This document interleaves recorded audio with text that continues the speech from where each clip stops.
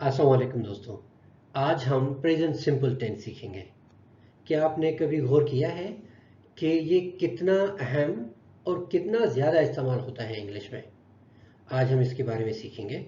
मेरा नाम डॉक्टर फराज है और प्लीज़ मेरे यूट्यूब चैनल को सब्सक्राइब करें और बेल आइकन को क्लिक करें, क्योंकि जैसे ही मैं दूसरी वीडियोस अपलोड करूँगा आप लोगों को नोटिफिकेशन मिल जाएगी और मेरे आप बाकी क्लासेस भी अटेंड कर सकेंगे। तो आइए आज हम सीखेंगे कि प्रेजेंट सिंपल टेंस है क्या और ये कैसे बनता है और कहाँ कहाँ इस्तेमाल करना चाहिए और इस्तेमाल होता है।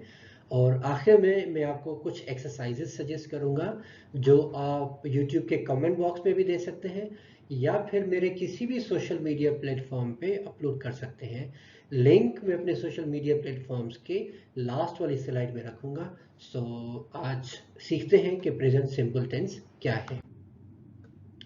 प्रेजेंट सिंपल टेंस जो है वो इस्तेमाल होता है ऐसी चीज़ें बताने के लिए जो कि परमानेंट हों, रेगुलरली होती हों या फिर हमारी आदतें हों, यानी ऐसी चीज़ें जो हम बार बार करते हैं या बार बार दोहराते हैं।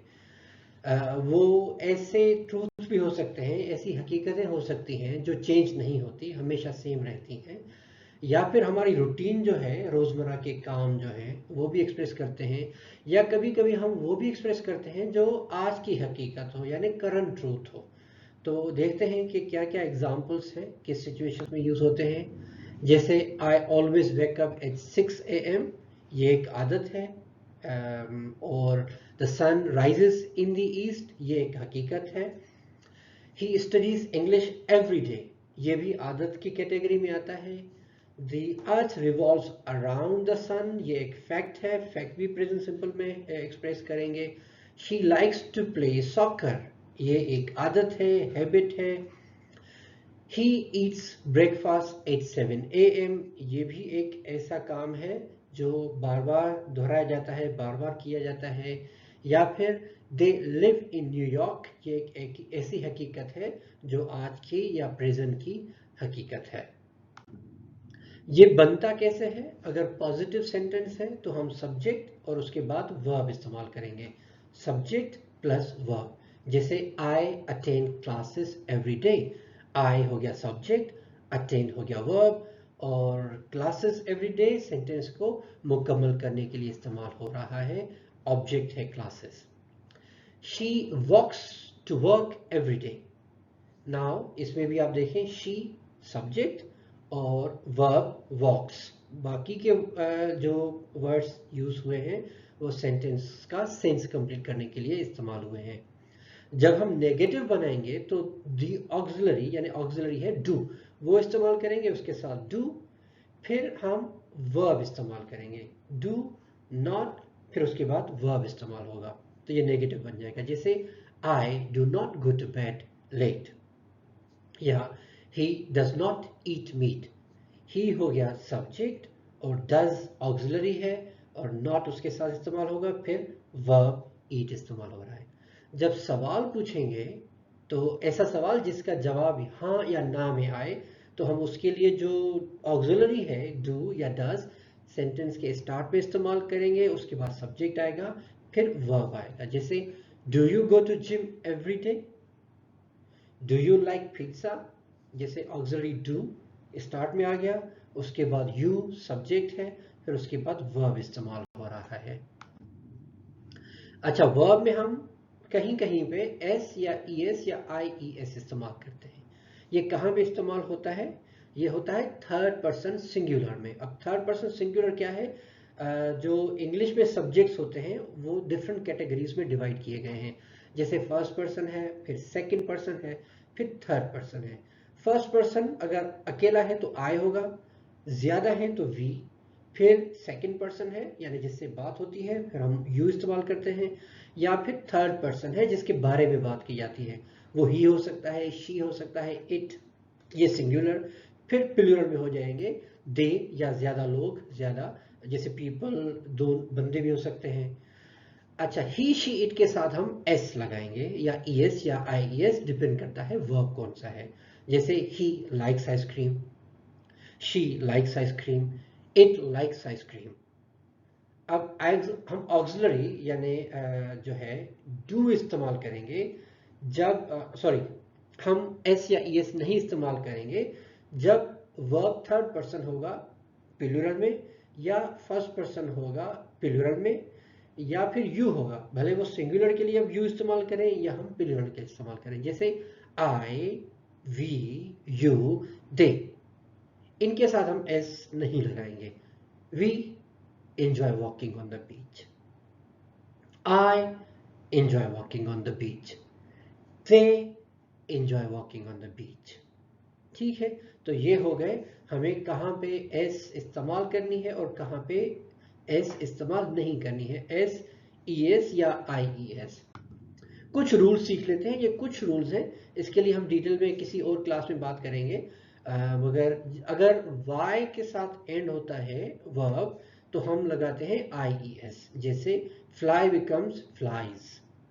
ओ के साथ अगर ओ से एंड होता है वर्ब तो हम ई एस लगाएंगे, जैसे go becomes goes. S H ending में भी हम ई एस लगाएंगे, ब्रश बिकम्स ब्रशेस और वॉश बिकम्स वॉशेस। या सी एच की एंडिंग के साथ भी हम एस लगाएंगे, ई एस लगाएंगे सॉरी, जैसे catch becomes catches, watch becomes watches. या एस या एक्स से वर्ब एंड होता है तो हम एंड में ई एस लगाएंगे, बॉक्स बिकम्स बॉक्सेस, पास बिकम्स पासेस। अच्छा, जब हमसे सवाल पूछा जाता है तो जरूरी नहीं है कि हम पूरे जुमले में जवाब दें, हम कभी कभी शॉर्ट फॉर्म में भी जवाब देते हैं। जैसे हम अफर्मेशन में जवाब देंगे तो हम यस कहेंगे, फिर उसके बाद सब्जेक्ट आएगा, फिर अफर्मेशन ऑक्सिलरी इस्तेमाल होगा, डू या डस, डिपेंडिंग ऑन द सब्जेक्ट। अगर हम नो कहेंगे तो हम नो इस्तेमाल करेंगे, फिर सब्जेक्ट आएगा, फिर नेगेटिव ऑक्सिलरी। कुछ एग्जाम्पल्स देख लेते हैं, वहां से बात शायद क्लियर हो जाएगी। जैसे do I live in England, yes you do, या फिर हो जाएगा no you don't. Do you play chess, yes I do, no I don't. Does he study arts, yes he does, no he doesn't. Does she go to the movie, yes she does, no she doesn't. Does it sound good, yes it does, no it doesn't. Do we watch movies a lot, yes we do, no we don't. Do you like English, yes we do, no we don't. Do they live in New York, yes they do, no they don't. तो आपने देखा कि हमें जैसे पहला सवाल है do I live in England, इसका जवाब ये भी हो सकता है yes I live in England, मगर शॉर्ट आंसर होगा यस आई डू। या फिर अगर हम नेगेटिव में जवाब देना चाहें do you live in England, no I do not live in England, और you do not live in England, तो हम ये भी कह सकते हैं नो यू डोंट। ठीक है जी, तो हम शॉर्ट फॉर्म में भी रिप्लाई दे सकते हैं। उमूमन बात करने में हम शॉर्ट कन्वर्जेशन चूज करते हैं। अच्छा, अब हम जैसे पहले अर्ली क्लास में हमने सीखा था कि देयर डिफरेंट कैटेगरीज हैं जहां पे हमें ये टेंस इस्तेमाल करना होता है। तो वो कौन कौन से हैं? ऐसी आदतें जो हम बार बार करें, बार बार दोहराएं, जैसे I wake up at 6 AM every day, she brushes her teeth before bed every day. और हम अगर एक चीज को प्रेफर करना चाहें, मुझे ये नहीं वो पसंद है, तब भी हम ये टेंस इस्तेमाल करते हैं, जैसे I prefer coffee to tea, she likes to watch movies on weekend. तो ये प्रेफरेंस की कैटेगरी में आ जाएंगे।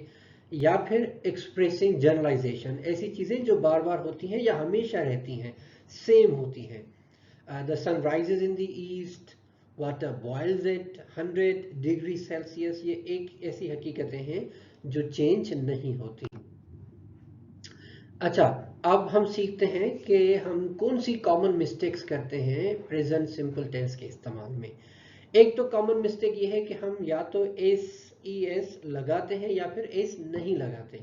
जैसे सेंटेंस है ही गो टू स्कूल, अब ये गलत जुमला होगा क्योंकि ही के साथ हमें एस लगानी है in the end. He goes to school, e s लगेगा, ही गोज टू स्कूल। और इसी तरह हम क्या करते हैं कि कभी कभी डबल नेगेटिव्स बनाते हैं, जैसे डोंट हैव नो, अब ये एक्सप्रेशन स्टैंडर्ड इंग्लिश में गलत होगा, तो कहना चाहिए don't have any, not don't have no. और जैसे for example I don't have no books, इसके बजाय हमें कहना होगा I don't have any books. तो डबल नेगेटिव्स भी मिस्टेक की कैटेगरी में आएंगे, गलती की कैटेगरी में आएंगे। आगे चलते हैं, और कौन सी गलतियां हम करते हैं। हम अगर टाइम गलत इस्तेमाल करते हैं, जैसे यस्टरडे हमने इस्तेमाल कर लिया, टेंस हम प्रेजेंट सिंपल का यूज कर रहे हैं, जैसे I go to the movie yesterday. अब टेंस सिंपल प्रेजेंट का है और हमने यस्टरडे इस्तेमाल किया है, तो ये गलत हो जाएगा। क्या कहना चाहिए, I went to the movie yesterday.